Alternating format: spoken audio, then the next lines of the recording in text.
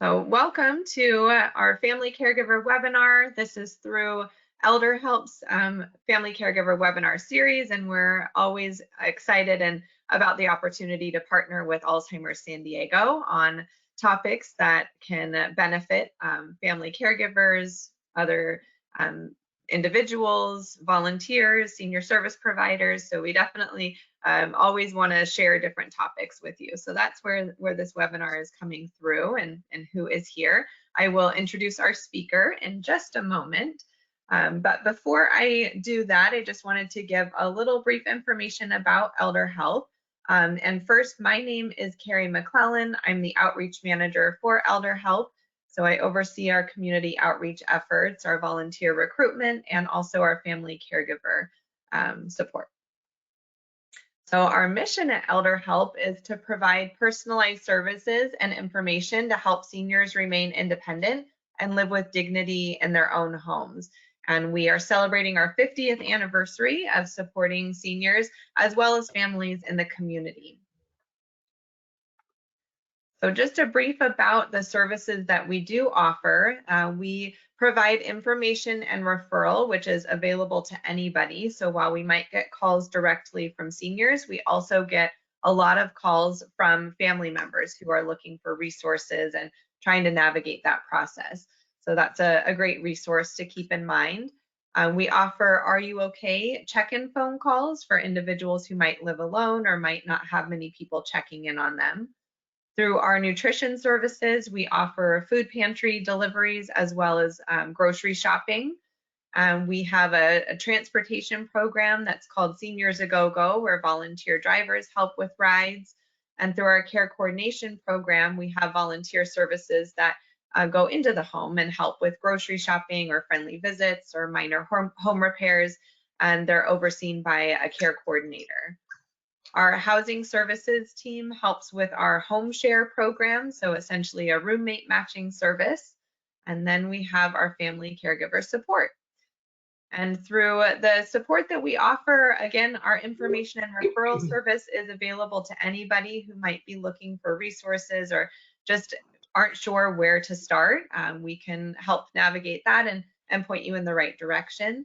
We also offer webinars like this on a regular basis that cover a variety of topics, and they are recorded and they can be found in our webinar library on our website. So if you go to our website, elderhelpofsandiego.org, on our family caregiver page, you will find a webinar library that has all of the previously recorded topics that we've covered. And then we've also created online courses that are accessible on that same page. So you would just log in with an email, create a password, and you can have access to 5 courses that help navigate that process. So I encourage anybody to check that out or share it with family or friends that might be able to benefit. We are definitely grateful for our partnership with Alzheimer's San Diego, which is another local organization that provides such great education and support for individuals and families. And so without further ado, I will introduce our speaker for today and let her share more about this incredible topic that we can all benefit from. So Jean Alton has worked in the field of Alzheimer's disease and related dementias for over 30 years. She has a bachelor's degree in psychology and in recreation therapy and is a certified positive approach to care dementia trainer. Jean's expertise is built upon her many years of experience working in a variety of settings, including memory care in facilities, adult social day programs, early memory loss programs, and care management. Jean is a senior dementia educator at Alzheimer's San Diego, where she provides community education and coordinates programs for people with early stage dementia. So if you've attended a webinar in the past, you've likely heard Jean and her sharing her expertise, and today will be the same. We really appreciate you joining, Jean, and look forward to sharing this topic, which is one that I know I always learn more information about. So welcome.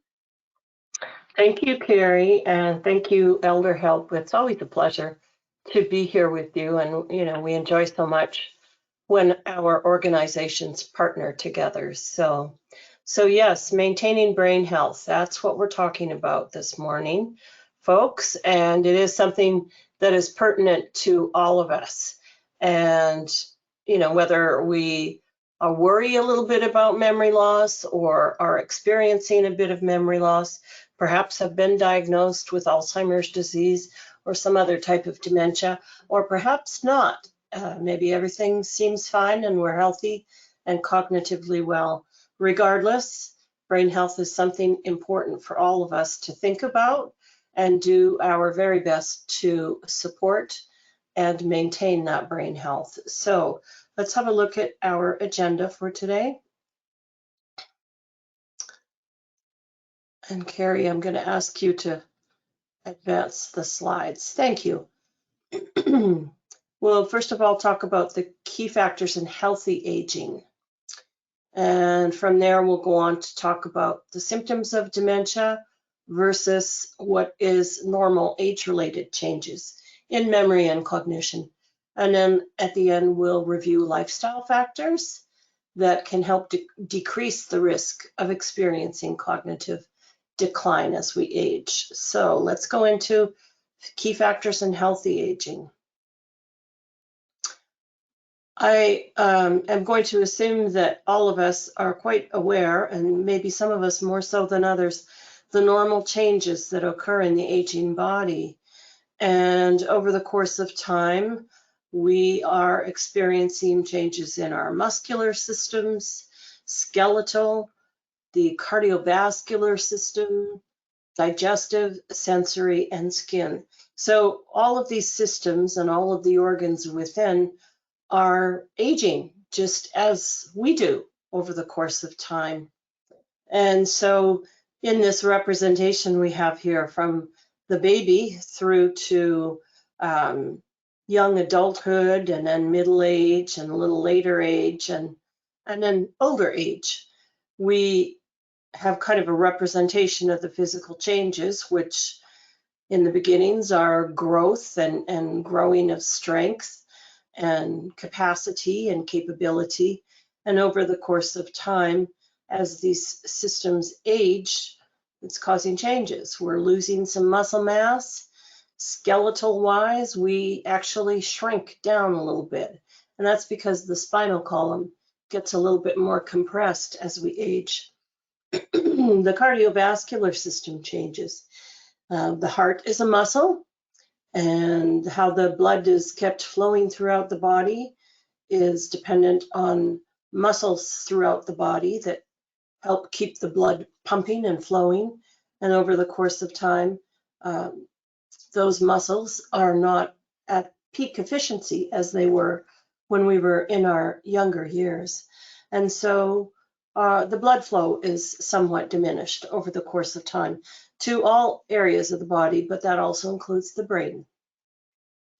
Our digestive system changes. Oftentimes we become more sensitive to certain types of foods, or our system is such that although we like the taste of certain kinds of foods, the digestive system is saying, no, I can't do that anymore. Sensory-wise, we're seeing some changes, particularly in things like fine motor control.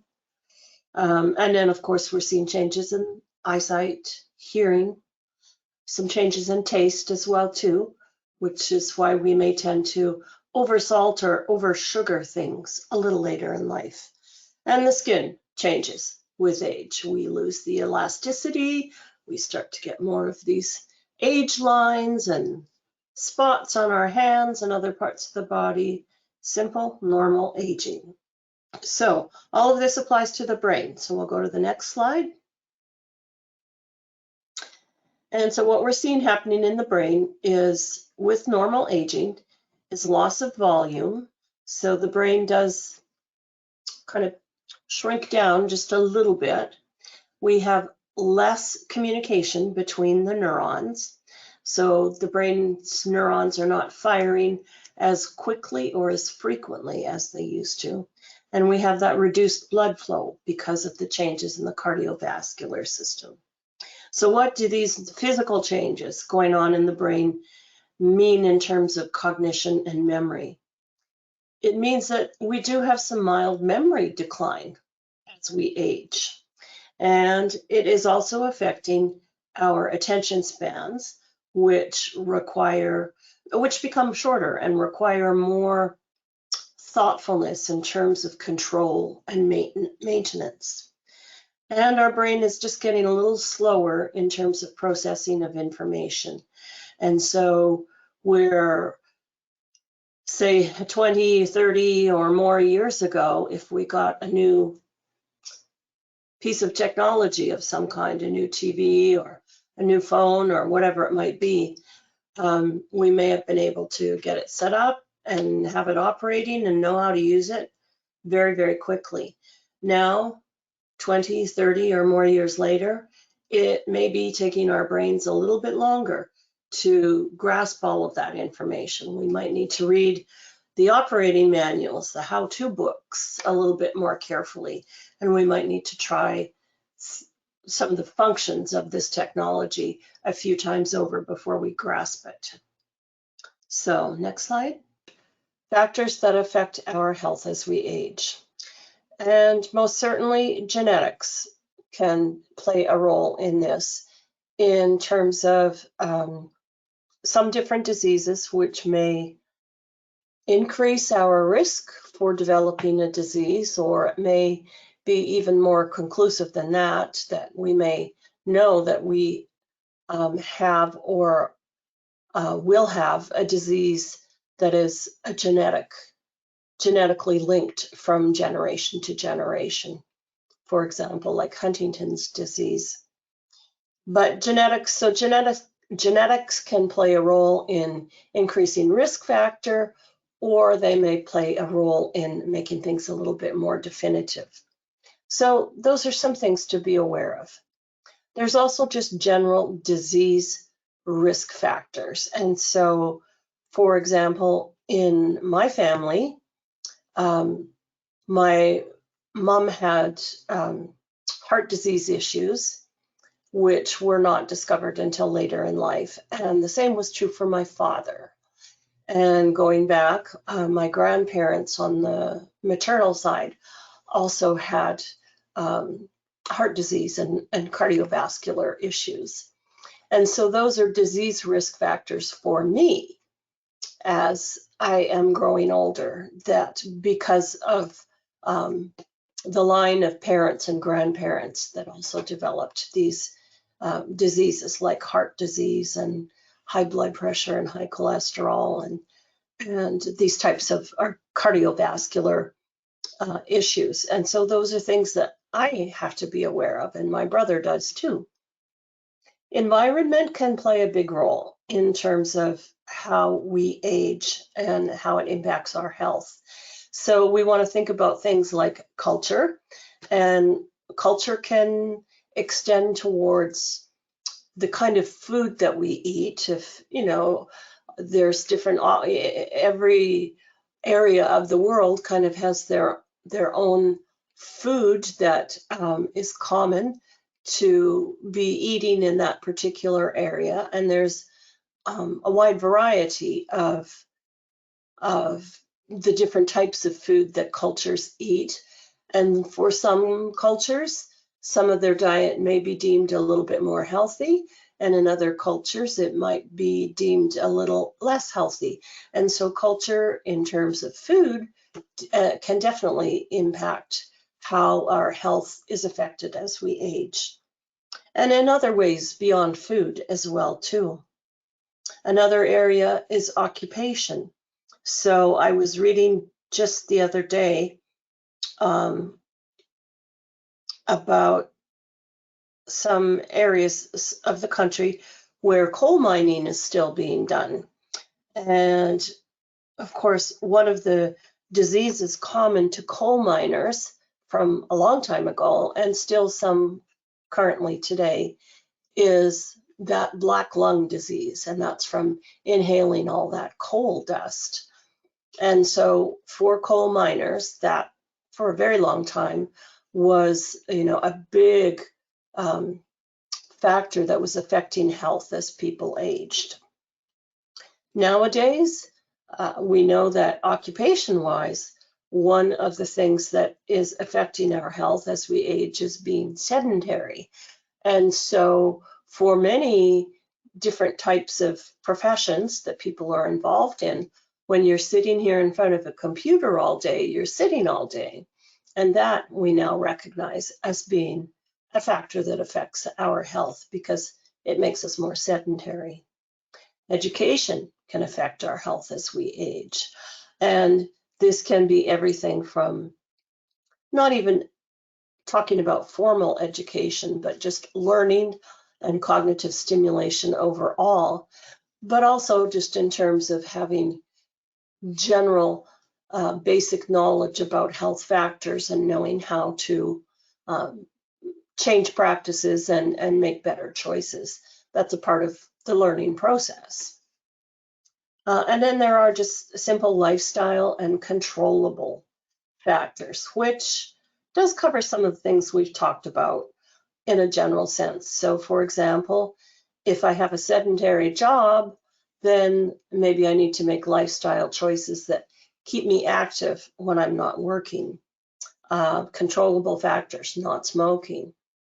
Other things that may be controllable to a certain degree is, some of those heart disease risk factors, to be able to know what my numbers are, what my blood pressure is, my cholesterol level is, and if I need to take medication for those particular things to do so and be compliant with that. So we think about those in terms of being controllable factors. So we'll go to the next slide.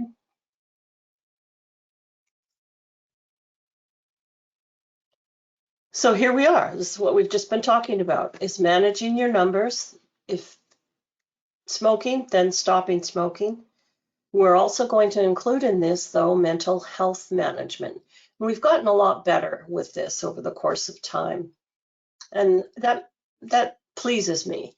And we still have room to grow in those areas. And I just encourage everyone to, every once in a while, take stock of your mental health and where you're at with things. And think about, is it possible that you're feeling depressed, that you are depressed? Are you having more anxiety? Are you sleeping well, or even just sleeping okay? Do you feel kind of overwhelmed by things? Just take stock of mental health. And if you feel like there's some areas that maybe could use a little attention in terms of your mental health, reach out for some help with that. That's something that sometimes has been a barrier for people because there's been stigma associated with mental health management. But I think we're really moving beyond that. We really want to encourage people to take control of mental health management. Address sensory loss, and very specifically hearing loss, because we know that hearing loss that is untreated, in other words, not using hearing aids, not getting your hearing tested and using hearing aids, is a risk factor for developing changes in cognition and memory, in other words, developing some type of dementia. So addressing sensory loss, but of course that also goes to proper eyewear if we need eyeglasses. It goes to good dental health, to be able to, keep our mouth in good health and to be able to eat and, hydrate and do so properly and with enjoyment. And, also just in terms of being able to manage temperature of our bodies, that changes a little bit with time. So we need to be aware of that and be willing to, for example, if we're somebody who tends to be cold, then keep your little cardigans handy a lot of the time and be ready to accommodate for some of those changes in sensory loss. So we'll go to the next one, please, Carrie. So notice the little fellas up in the upper right corner. I don't know why I call them fellas. They're friends, the heart and the brain. And so our catchphrase is that whatever you do that is heart healthy is brain healthy too. So what's good for one is good for the other. So for heart health, we use exercise and movement, and that is good for brain health. The same is true for diet and nutrition. For a different type of exercise and movement for the brain is cognitive activity, social connection with people, and sleep and relaxation. So these are all the things that we want to accomplish in terms of brain health and maintaining brain health. So we'll go to the next.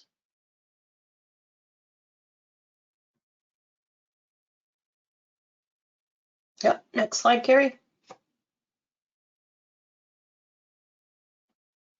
So let's talk about the common symptoms of dementia and how that's different from age-related changes. So next. Very briefly, dementia is talking about a group of symptoms that is caused by something that's going on medically in a person.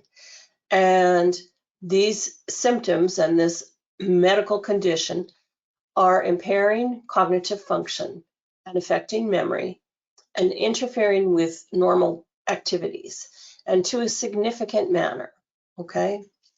Alzheimer's disease is the most common type of dementia, and Alzheimer's disease is a progressive neurodegenerative disease, and it is the hallmarks of Alzheimer's disease are the abnormal buildups of the proteins.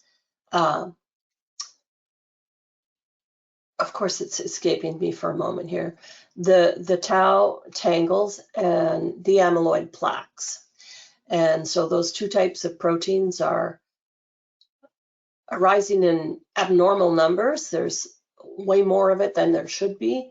And it's disrupting brain cell communication. It's disrupting brain cells themselves, causing cell death, and so affecting the brain. So I guess in a nutshell, so to speak, dementia is sometimes what we would refer to as the umbrella word for a variety of different diseases and disorders and conditions that have these symptoms that are affecting cognitive function. And again, that Alzheimer's disease lies under that umbrella as the most common type of dementia. And in this graphic that we have here, the healthy brain on the left and the advanced Alzheimer's on the right, and we can visibly see the difference here. This would be a cross section of the brain. And the Alzheimer's brain is smaller, it's atrophied. There's some fairly large gaps. The dark areas are indicating areas where the brain mass is gone, where the brain cells have died, and that is where the brain has atrophied as well too. So some visible changes in the brain, and how that is affecting cognition and memory is in a significant manner for normal daily activities. So let's go to the next one. Yep.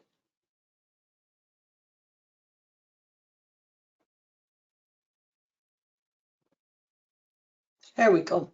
So normal age-related changes, and then we'll talk about possible symptoms of dementia. And this is important because these are some of the areas that we worry about, all of us.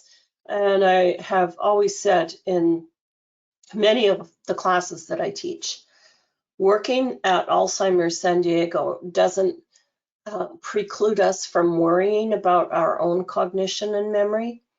There's oftentimes where, my mind goes blank for a moment and I'm just like, oh my gosh, like, is this just normal or am I developing Alzheimer's disease as we speak?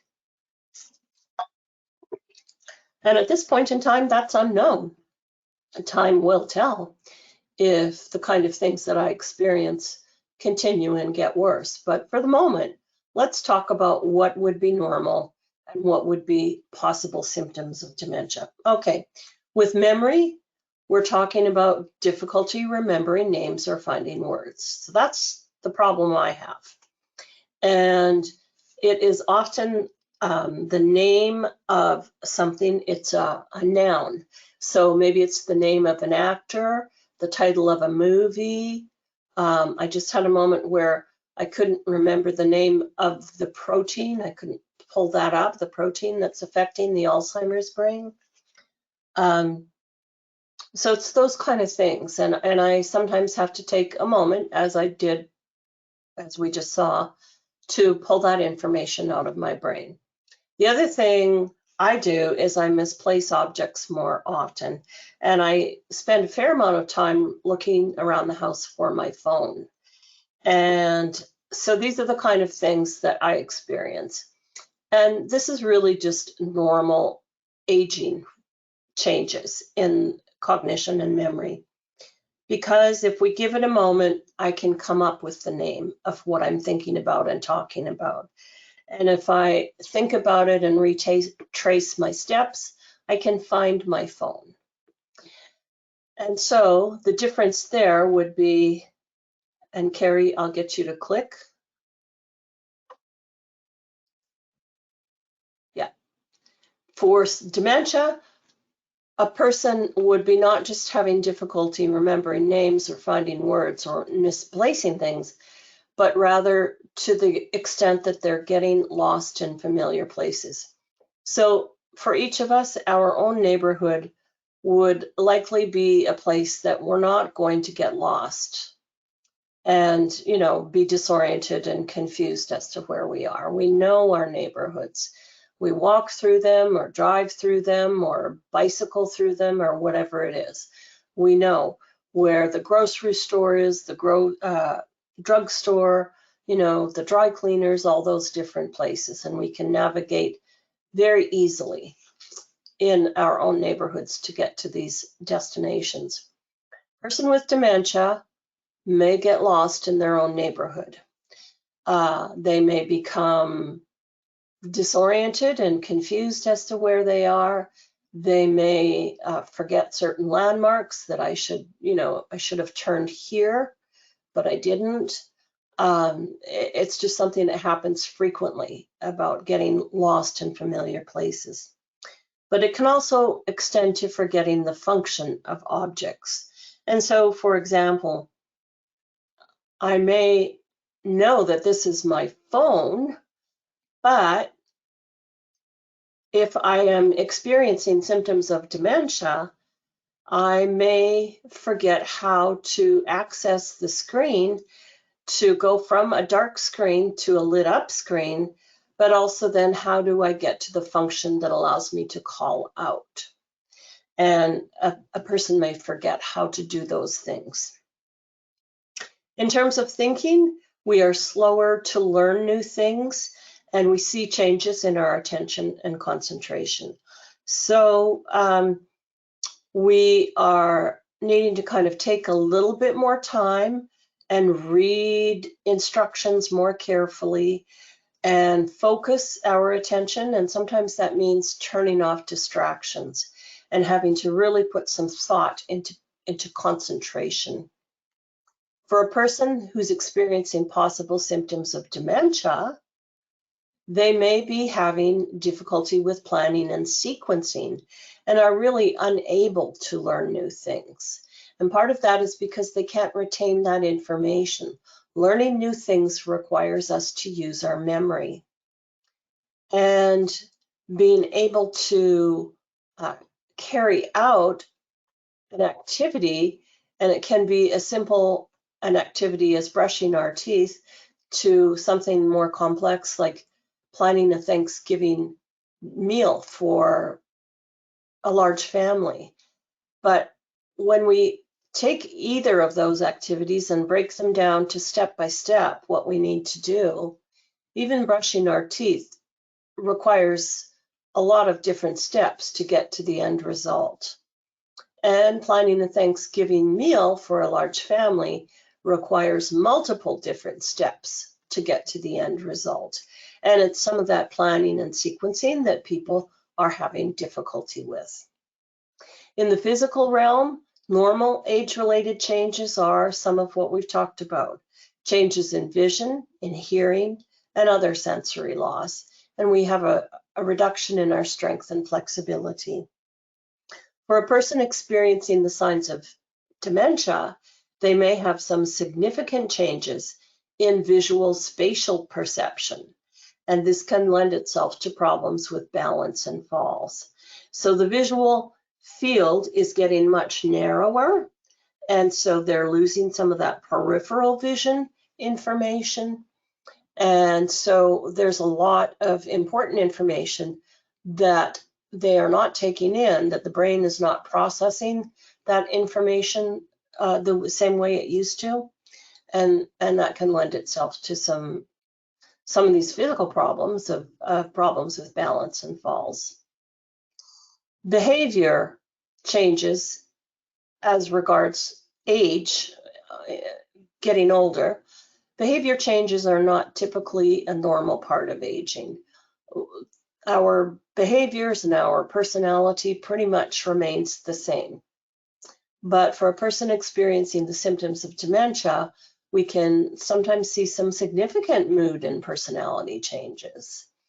And we may see people become very apathetic, and that starter button's not working anymore. They have tremendous difficulty initiating tasks. And so the default tends to be to just say no to suggestions or to questions, open-ended questions. Are you hungry? Are you thirsty? Do you want to go for a walk? No, no, no. And, kind of the default position being on the couch and maybe with the TV on. So that's important to note. And also that there's social withdrawal on the part of people living with the symptoms of dementia, and that often occurs as well. So that's giving us an idea of normal age-related changes versus possible signs of dementia. So let's move on here. So risk factors for developing dementia are, number one is age. The older we get, the more likely we are to develop dementia. At age 65, about 1 in 9 people has developed dementia. By age 85, it's really about 1 in almost 2. 1 in almost 2 people developing dementia. Being female involves a higher risk factor. Research is still out as to the whys of that.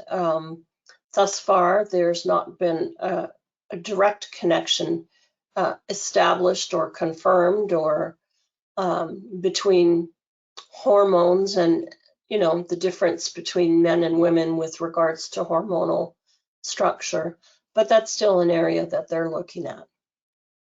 Genetics can be a risk factor for dementia. There are some certain genes that some of them carry a higher risk factor for developing dementia, and some of them are kind of neutral in the sense it doesn't influence things one way or the other. And there are some of the genetics related to Alzheimer's disease that in fact help to lower your risk of developing the disease. So it depends on the genetics that you have inherited from your mother and your father. But understand, even if you do have the genes that involve a higher risk for developing the disease, it's important to note that we're talking about higher risk. That's not a definitive statement. So you may have those genes, but it doesn't necessarily mean you're going to develop the disease. Family history of dementia is a risk factor. So we're talking about first-degree family members. So that would be a mother or a father or a sibling that had, was diagnosed with dementia. That ups your risk factor. Other health conditions that increase the risk factor are hypertension, high blood pressure, heart disease, type 2 diabetes, and untreated hearing loss, which we talked about earlier. Years of formal education. When we talk about formal education, we're talking about any intentional learning that's going on. So we're not referencing having college degrees or master's degrees or, all that kind of stuff.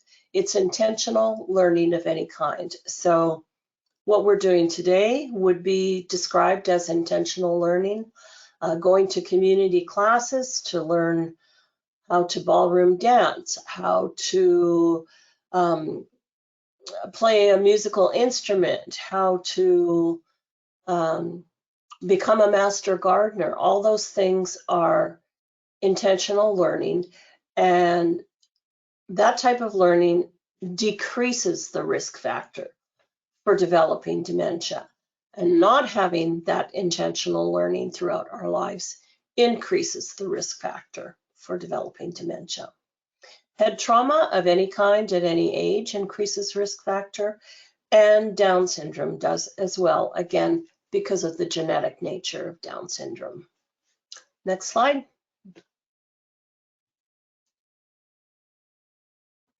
So this statement is still true today. As yet, there is no definitive evidence about what can prevent Alzheimer's or age-related cognitive decline. So we're all at risk for it. And we want to do all the good things that we can and maintain brain health. But it's important to understand that doesn't then give us a pass on a disease like Alzheimer's or some other types of dementia. And that's just important to note.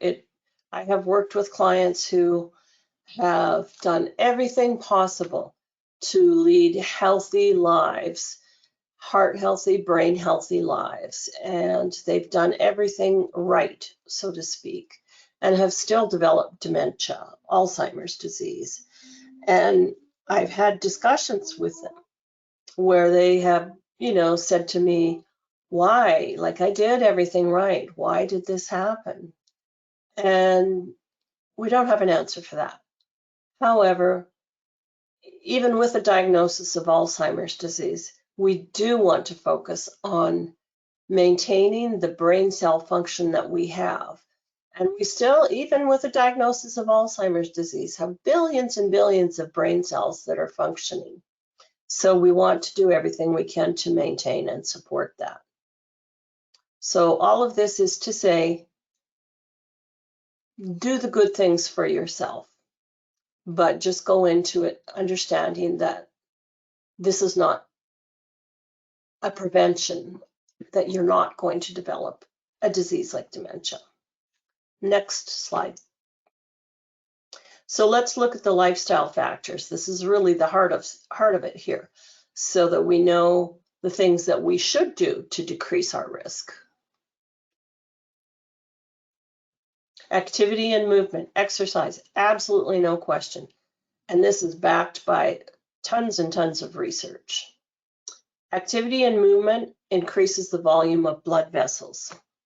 And by increasing that blood flow and the blood volume, we are stimulating the brain's ability to maintain neural connections and to create new ones.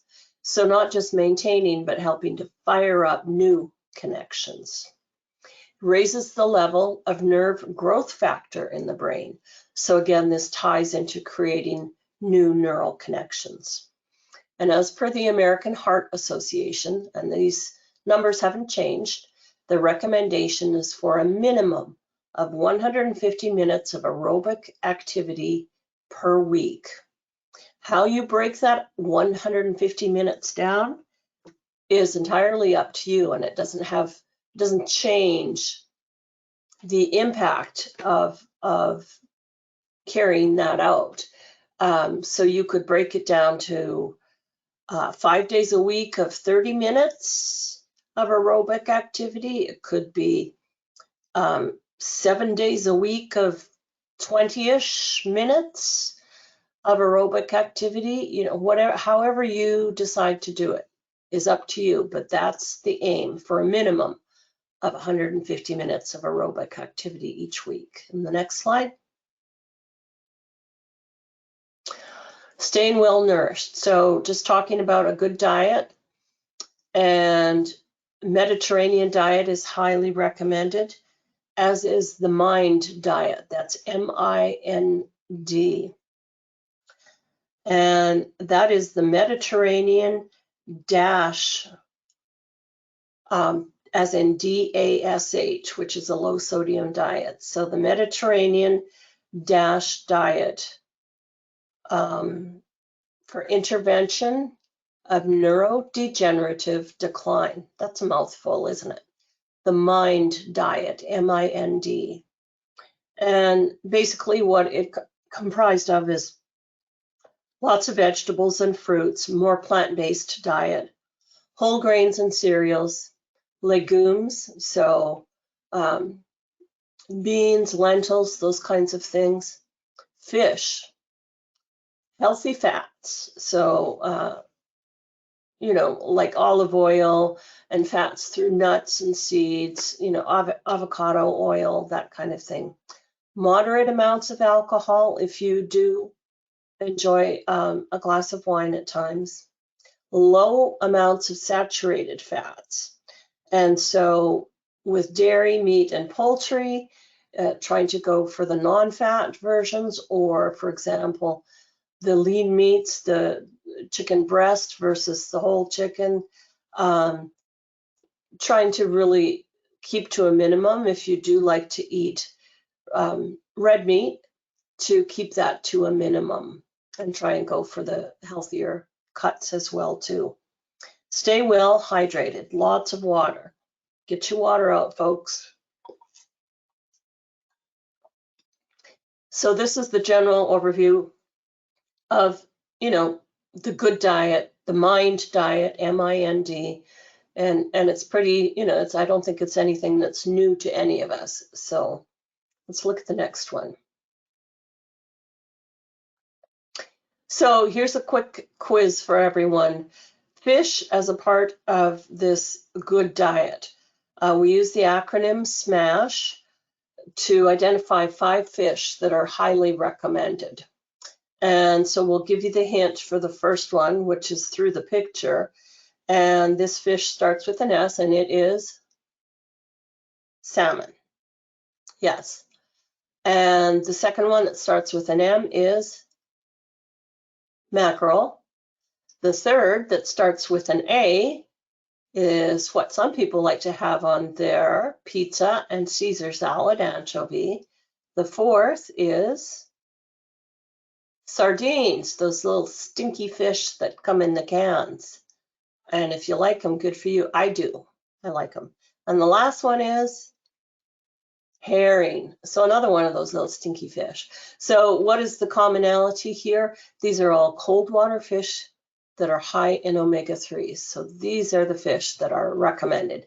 Now, lots of people don't like particularly anchovy, sardines, and herring. And if you don't, maybe give it a try again to see if your taste has changed. And it does over time.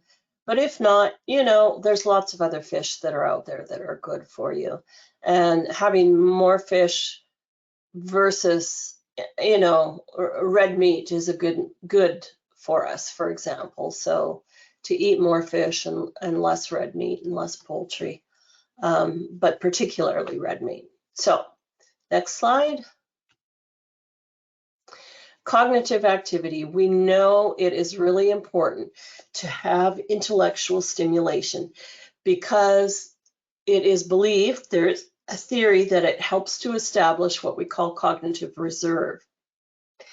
And what we mean by cognitive reserve is the brain's ability to function effectively or compensate when it's damaged, so that the brain is able to kind of rewire and find new ways, get arounds in areas that are injured to be able to still do the same kind of things. And this is what we see happening in people who may have suffered some kind of traumatic brain injury of some kind, or for example, a stroke. And through intensive rehab, have been able to have the brain find kind of the go-arounds around the injured parts of the brain to be able to regain the ability to talk, to walk, to feed oneself and have good motor skills. And we do see people able to achieve that. In order to achieve that, though, we have to build the reserve. So what does that mean? We keep discovering new experiences or challenges. And even with a diagnosis of dementia, you'll recall we referenced earlier that people with Alzheimer's disease can't learn new things. And that is true because you have to have memory to learn new things.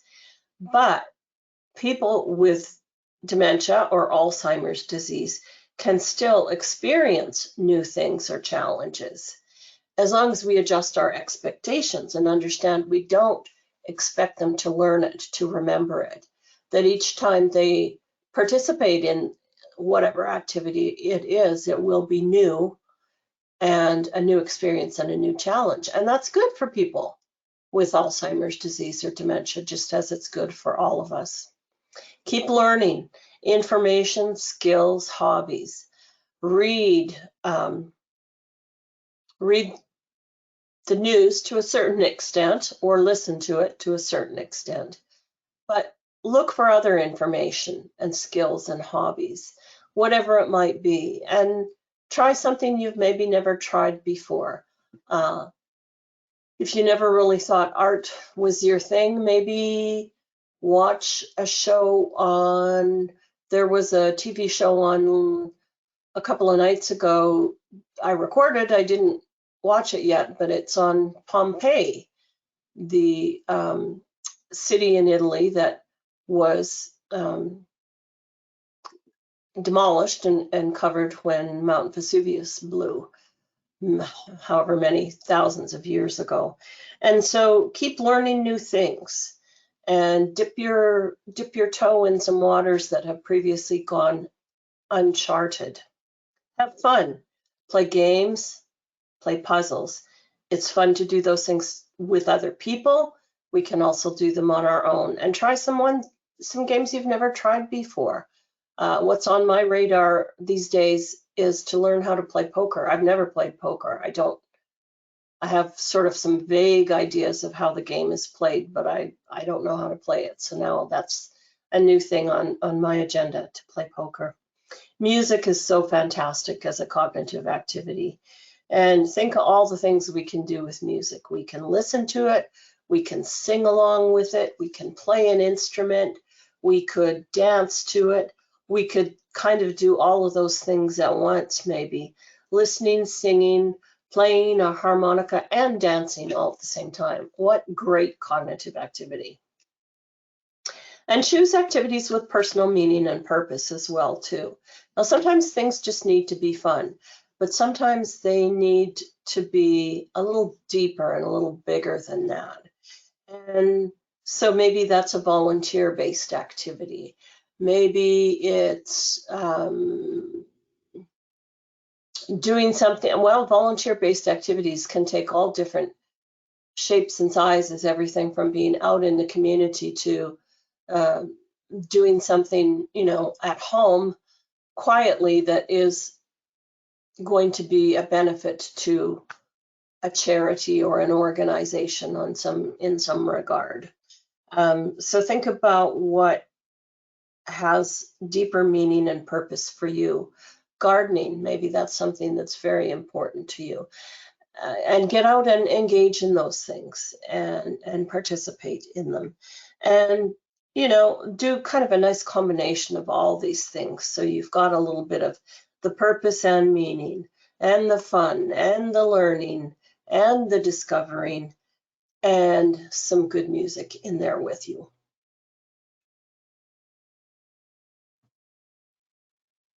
Yep.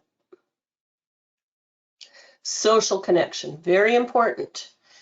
Researchers have found relationships between frequent social activity, and better cognitive function. And why is that? Well, it's stimulating to be around people.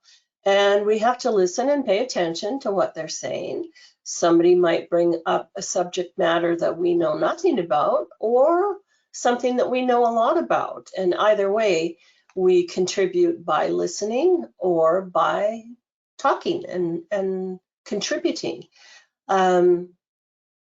It keeps us on our toes a little bit when we're with others to be able to keep up, and both in terms of the conversation and the socialization, but also sometimes it involves physical activity along with that. So maybe it's like we see this couple in the picture, a bowling league, which involves some movement and some definitely social activity, perhaps a little bit of competition, a little bit of skill building, and a little intellectual stimulation in a sense too, particularly if you're with people who, you know, think fast on their feet and you need to keep up with them. Researchers have also found that people who engage in regular social activities may have other lifestyle factors that protect them against Alzheimer's disease. And so what we're talking about there is when we're younger, peer pressure can have negative impact in our choices.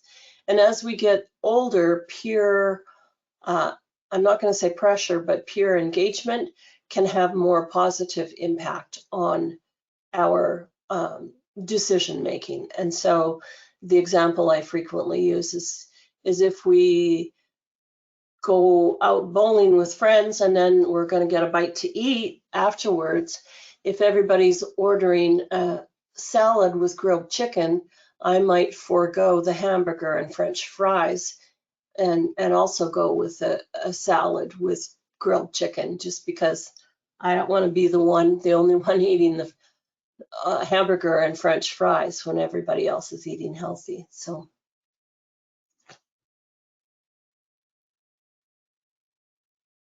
sleep and relaxation. Lots of evidence that poor sleep may increase the risk of Alzheimer's disease. And poor sleep is something a lot of people experience. I can't tell you how many people in my sphere, in my world of both friends and family, who experience poor sleep on an ongoing basis. Now, our sleep needs don't really change as we get older. 7 to 9 hours is really about what's required for most adults. And there's some variation in that as well too, but on average, 7 to 9 hours. Now, if you're having problems with sleep, it's always good to reach out to your health provider, your doctor. And some people think, well, then that means he's going to prescribe me a sleeping pill.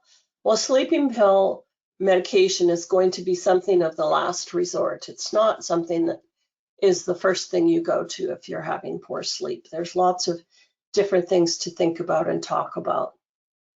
And one of the areas we talk about is sleep hygiene, and this encompasses lots of things. That includes establishing a routine for bedtime. And what we're doing with a routine for bedtime is training our brain for sleep.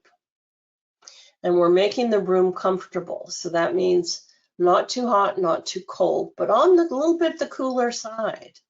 A darkened room is better for a majority of people.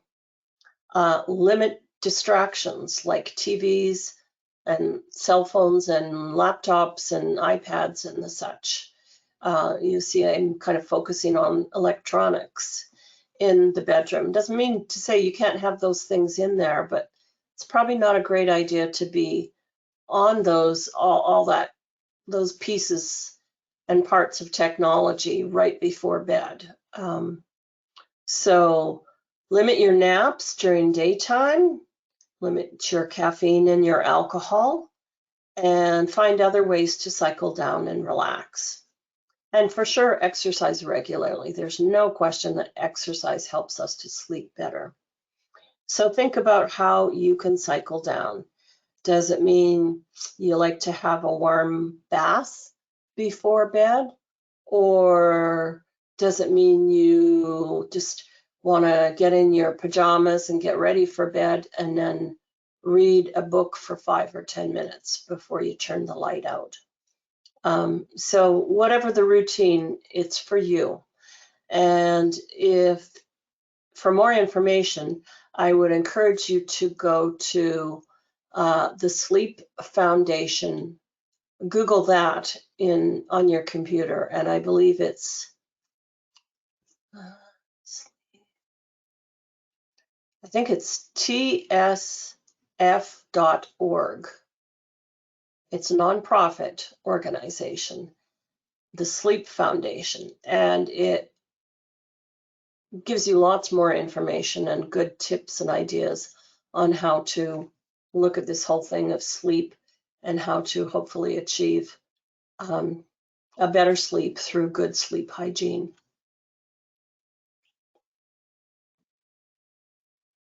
So I'll go back one. Yes, many different conditions can cause memory or cognitive changes. Remember that. Medications and sometimes interactions with medications, depression, some kind of illness or infection. So having changes in cognition or memory doesn't automatically mean, oh no, I've got Alzheimer's disease. If you feel like you're seeing changes in yourself or in others around you that you live with or love or care about, think about what you can do. You can talk with your healthcare provider. You can share your concerns with others and ask for their feedback. Do they see anything going on in terms of changes in memory and cognitive function? You can pursue memory screenings through Alzheimer's San Diego, but other organizations as well. And ultimately, you can pursue diagnosis to see if, in fact, you do have some type of dementia that's going on. So we want to have a look at some of the other resources you can access. So there's the Alzheimer's Association. That's the national organization. And what we call ADEAR, Alzheimer's and Related Dementias Education and Referral Center. Good site. There's us at Alzheimer's San Diego. We've got the CDC, the Family Care Alliance, Mayo Clinic, National Institute on Aging, another really good place to go for information, UCLA's Alzheimer's and Dementia Care Program, also a really good site to go to for good information. And so let's just stop for a moment and see if you folks have questions.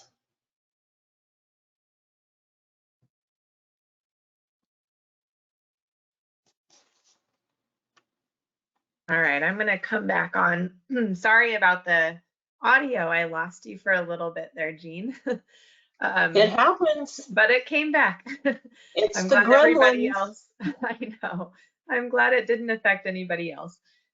So we did have a question that came in that was just asking if you wouldn't mind reviewing again how hearing loss can impact cognitive decline. Yeah, good question. And it's an interesting thing because who would have thought that hearing loss would be something that can increase your risk for developing dementia? But when we think about it in terms of both cognitive stimulation, intellectual stimulation, and social connection, which we've just talked about as which are ways to decrease the risk for developing dementia. People with untreated hearing loss are not participating in conversations because they can't hear them, right? And when you're not participating in conversations, you're socially withdrawing.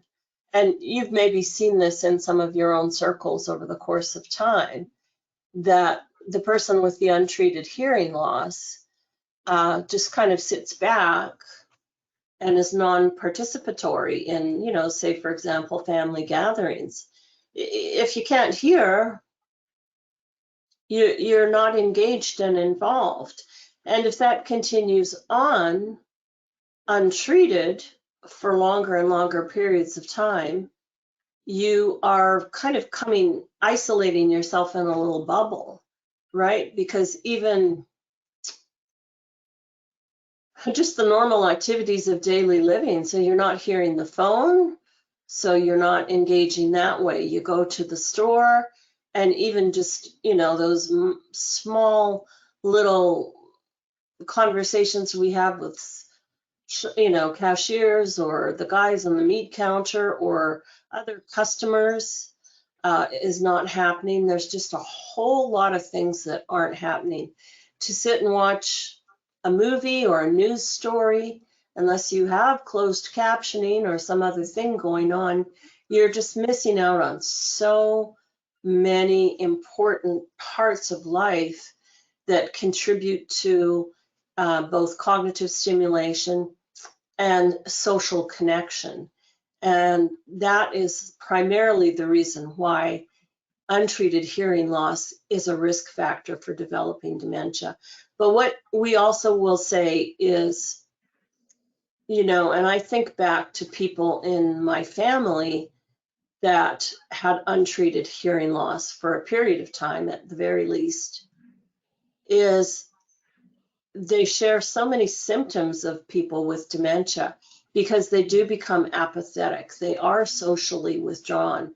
If you go long enough without talking to people and engaging with people, you kind of lose the knowledge of how to do that. And you're not current with things, and you don't know what the latest news is, whether it's being news in your community or news in your family. So you're isolated and in a bubble. And that is what is contributing to the higher increased risk of developing dementia. We need to have those social connections. We need to have that cognitive stimulation and engagement.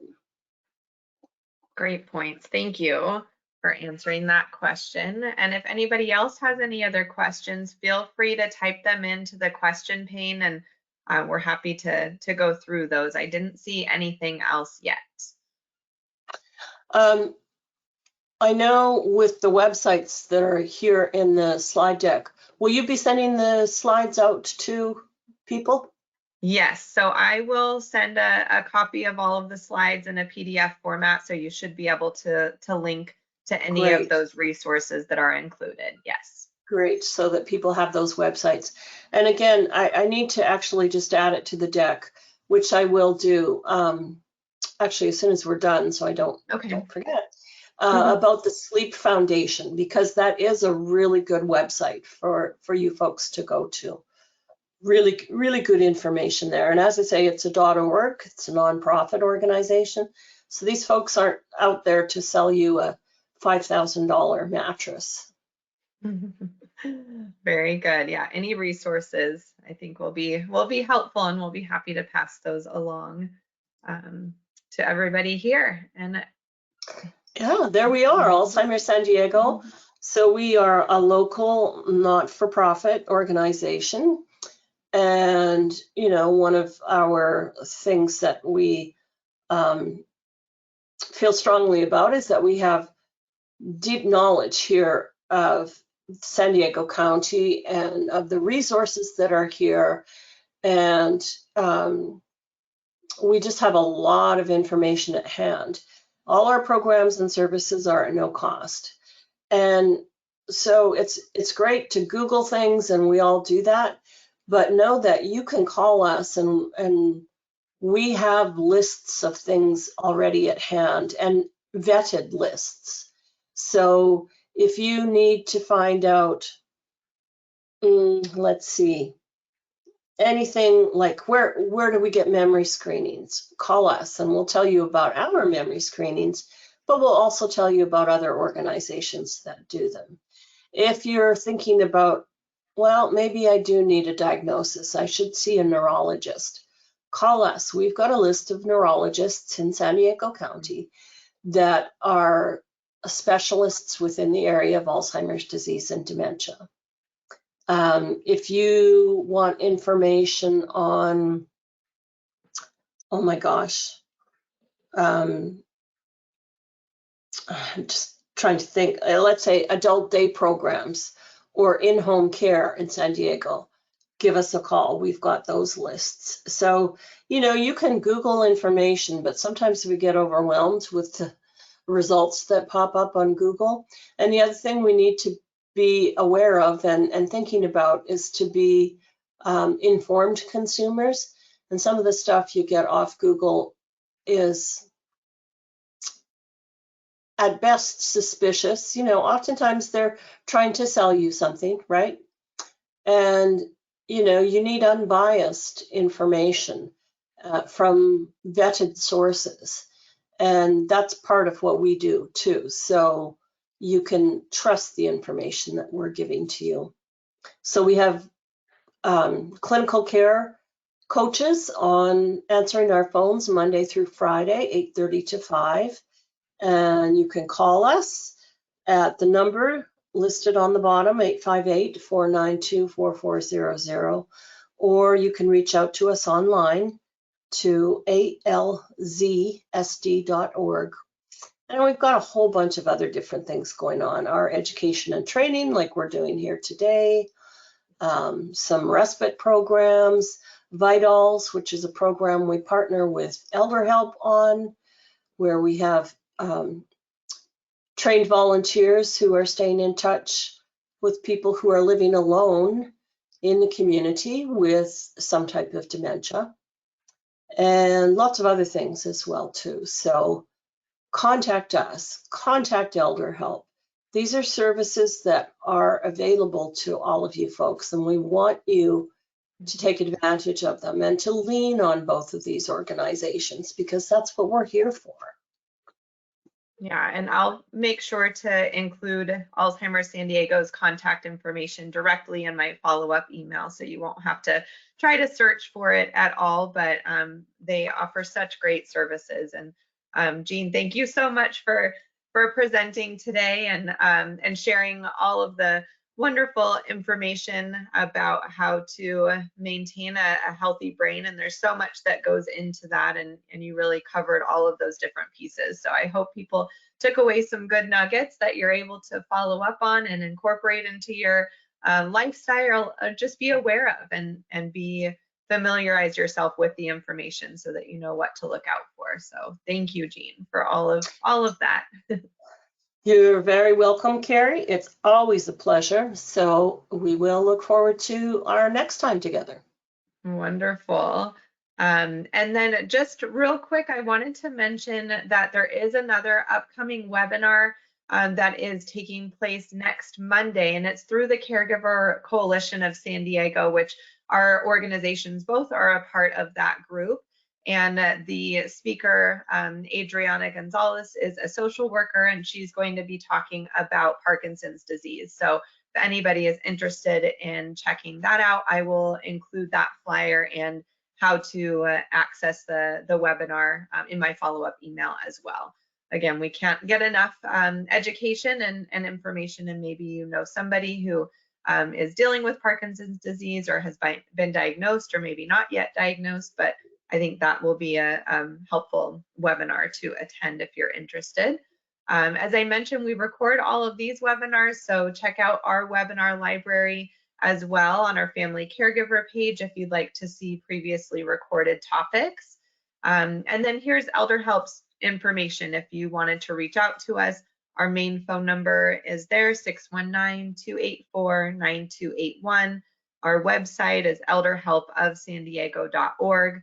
And again, all that information will be included in the follow-up email, so you have direct access to it. But we thank you so much for joining today and taking the time to learn more about how you can maintain your brain health, and hopefully you share that information with others who weren't able to attend. But we appreciate you joining in, and we'll look forward to seeing you participate in the next webinar topic that we hold in the future. So thank you all so much and have a wonderful rest of your day. And thank you again, Jean. Very good. Take care, everybody.